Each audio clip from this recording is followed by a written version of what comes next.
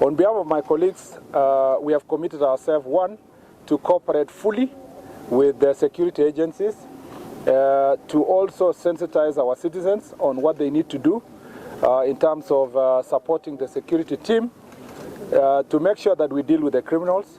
We've agreed that all these criminals will be dealt as criminals. They will not be shielded based on the community where they come from, their constituency, the county. Ours is to make sure that that region is safe for our citizens, and therefore we are going to give maximum support to the security team. We have requested the CS to also make sure that they bolster the security team that is on the ground and to work closely with the citizens from the local area. We pray that this will be the last time we are coming to meet in this manner, and that our people will go back to working together and working for development. You know that we have a voice as elected leaders. We'll use that voice for good to ensure that we unite the people, but also we rally them around the security team that is here to make sure that success is achieved. All of us have now agreed that this is beyond us in terms of security operation. We leave it to the government, and we support them to make sure that they flush out all the criminals. Of course, we are also of the idea, Wanasias, that as you deal with the security issues on the ground, protect innocent civilians so that they don't become collateral damage, so that they continue being the agents of change by volunteering information to you as who are the criminals. Tumejitoa kabisa kusema mambo ya amani iwekwe mbele.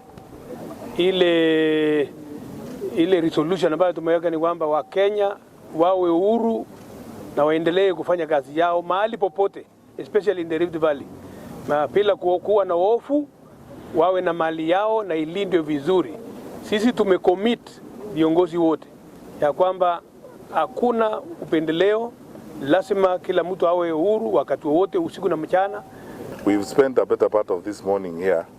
The entire national security team led by myself and the Inspector General, the PS Internal Security, Dr. Karanja Kibicho, my colleague, Assistant Minister, Honorable Chebi Kilimo, and the rest of the actors in the security team to address the question of North Rift. And we have gone to great lengths to address recent challenges that came up in the particularly three counties, Elgeyo Marakwet, West Pokot, and Baringo.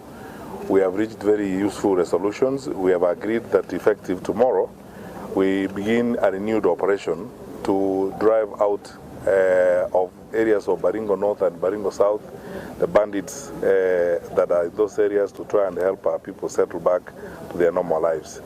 We have doubled our security deployment in this region. Already on the border of Elgeyo Marakwet and West Pokot, we have brought in 5 platoons of our special GSU teams. We are going to move a new AS2 camp, anti-stock theft unit camp, to Chesegon, which is going to provide security in that area to try and help our people as they move around there.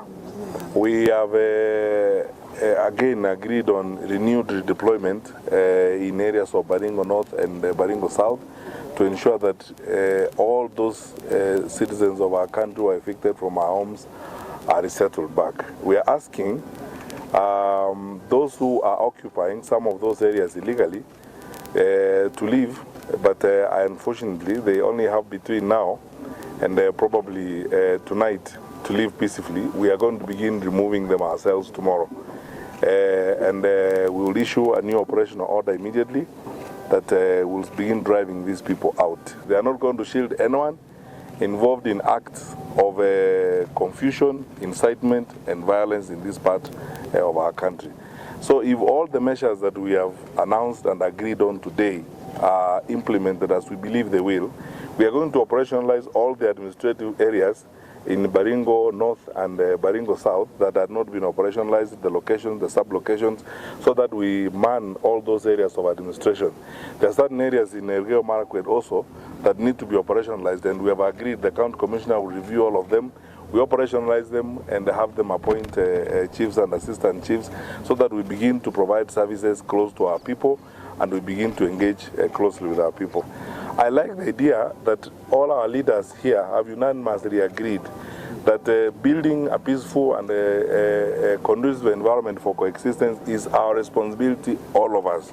And we are going to work together, all of us. But finally, to assure the people of the North Rift that working together as we now do with the leaders here, peace will be restored, normalcy will come back, and they will go on with their businesses of building the country and building the nation. We would like the schools that have been closed to reopen immediately, and we are going to be there to facilitate them. We will provide security to the schools, either directly ourselves or through local arrangements that we are going to make with some NPRs to ensure that these schools are properly protected and our kids go back to school and learning is not disturbed again.